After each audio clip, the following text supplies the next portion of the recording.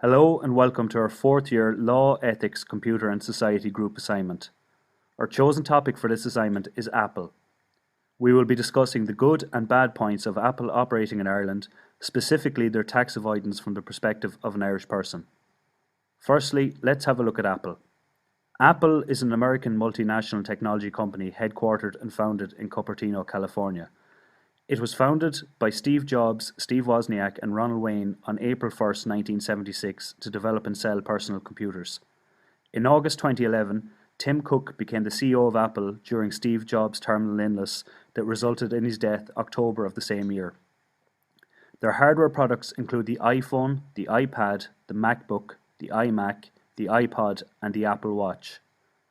Apple have 481 retail stores in 18 countries and an online store available in 39 countries. In 2015, Apple became the first US corporation to be valued at over $750 billion. Apple has nearly $200 billion of cash equivalents, of which 90% is located outside the United States for tax purposes.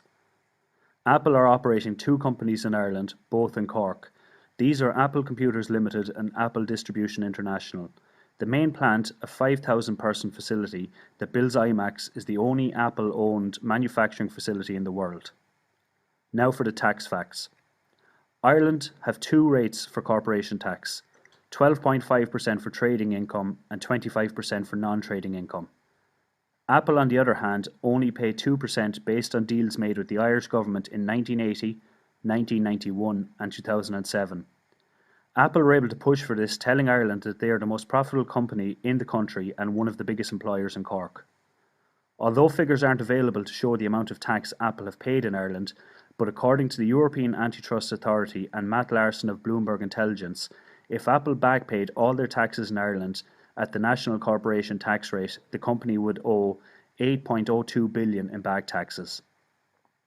So there are the facts and figures. Now we are going to look at this case from an Irish perspective, both positively and negatively. The positive aspects of having a large corporation such as Apple in Ireland are as follows. Apple currently employs approximately 5,000 employees in Cork, and according to Tim Cook, an additional 1,000 jobs will be introduced following the expansion of their Cork facility.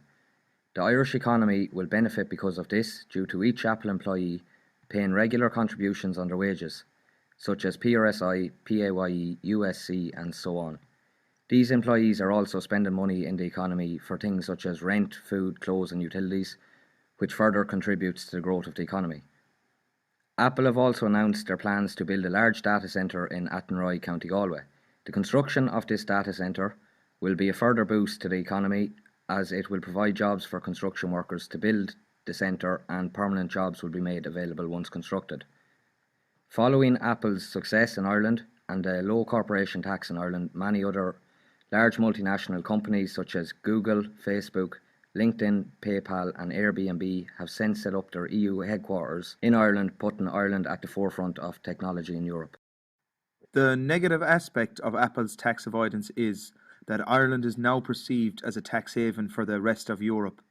Apple's tax is 10.5% less than normal business tax rates. With the recession starting in 2008 due to the collapse of the economy, this resulted in harsh austerity measures being introduced. The government introduced the universal social charge, water charges and the property tax. This meant the Irish people were being stretched even more in their weekly expenditure. Apple being taxed less than other corporations meant that the Irish people had to make up the shortcomings of the tax not being correctly collected from Apple. If Apple had been paying the correct rate of tax, this might have reduced the total bailout required and in turn possibly less extreme measures to reclaim more funds to get Ireland out of the recession. This also could have annoyed other small businesses who were struggling to keep their business open due to the recession. These businesses weren't getting any tax reduction from the government and in turn some businesses had to close. According to CSO figures in June 2014, almost 15% of businesses went under during the recession. This seems like double standards. Could any tax reduction have been offered to those companies to save their business? Apple's tax avoidance could seem as a negative effect for Ireland and the Irish people, but it's fair to say the positives definitely outweigh the negatives. Summing up, do the positives of Apple operating in Ireland outweigh the bad? In our opinion, we would have to say that even though Ireland has lost out on billions in tax from Apple, the benefit of having them operate here, even at a reduced tax rate, is more beneficial to Ireland due to Apple employs 5,000 employees in Cork alone, with a further 1,000 jobs coming. Upon completion of its new data centre in Athenry, there will be further jobs there. All employees pay PAYE, PRSI and USC. No longer are the people who are unemployed a burden upon the government, i.e., they are no longer claiming social welfare.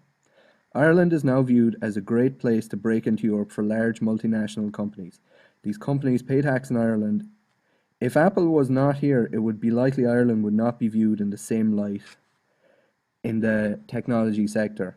And the knock-on effect is, with these companies being based here, more jobs are being created for the Irish economy.